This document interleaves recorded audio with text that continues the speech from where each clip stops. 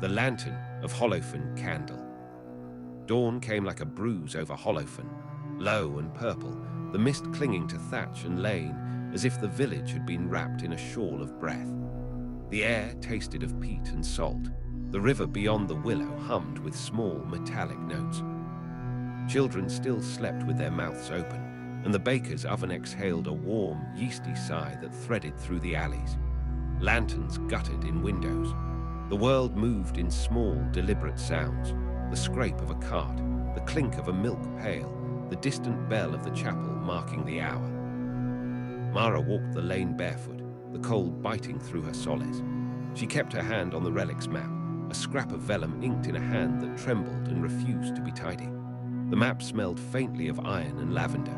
Someone had tried to hide its age with perfume. She listened to the village breathe and catalogued each sound. The smith's hammer, the dog that never barked, the whisper of reeds. She had lived here all her life and still found new corners of silence to study. The relic had not been lost by accident. It had been taken, folded into rumor, and locked behind a name no one dared speak aloud. The Lantern of Hollowfen, they called it in the old songs, an object that could call back what the river had swallowed, that could light the truth in a man's chest. The elders argued over whether it existed. Mara believed because belief had become a tool. It sharpened her, made her steady. She gathered 3 companions at dusk. Jory, the smith's apprentice with a laugh like a struck bell, Old Het, who read weather in the bones of sheep, and Lysa, a quiet woman who mended nets and watched the sky as if it were a ledger. They left with bread wrapped in cloth and the map folded into Mara's palm. The lane narrowed. The willow's roots reached like fingers. The village receded into a smear of smoke and light. They crossed the marsh where the reeds hissed and the ground gave a soft, uncertain answer to each footfall. The map led them to a stone half swallowed by moss, a mark carved into its face like a mouth. Mara pressed her thumb into the groove. The world tilted. A scent rose, old iron, wet leather, the faint sweetness of something burned. The river's song changed. It no longer hummed, it spoke.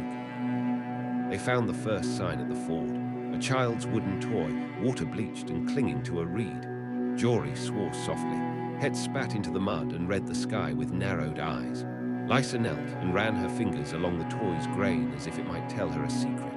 The map's ink bled under her thumb. The path tightened. The air grew colder. The reeds whispered names. At the halfway mark, the marsh opened into a hollow where the trees kept their leaves like secrets. The light thinned. The map's lines led to a circle of stones, each one scored with runes that smelled faintly of smoke. Mara felt the hair on her arms lift. She should have turned back. She did not.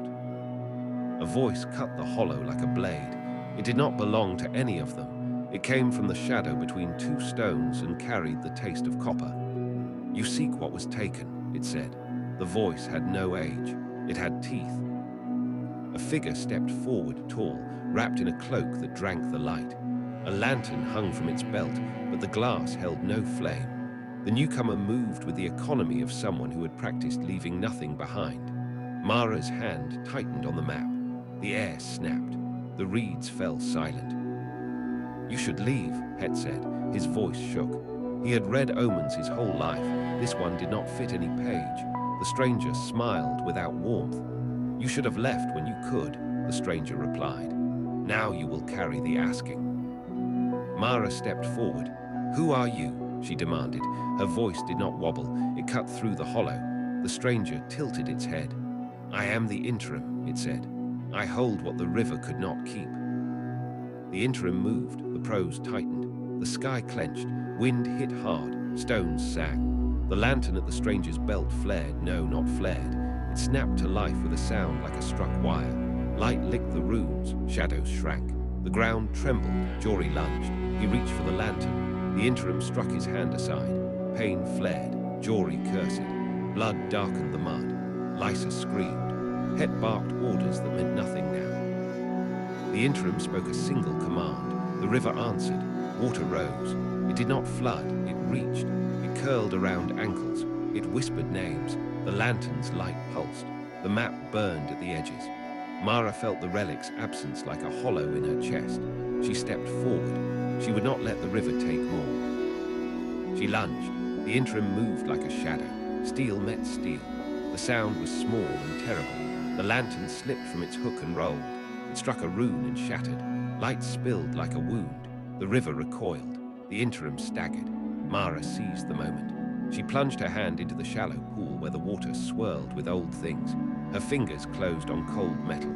The Lantern of Hollowfen was smaller than the song said. It fit her palm like a promise. Mara lifted it. The light inside did not burn outward, it burned inward into her. She saw faces, those lost to the river, the ones who had whispered in reeds. She heard their names. She heard the village. She heard the smith's hammer. She heard the bell.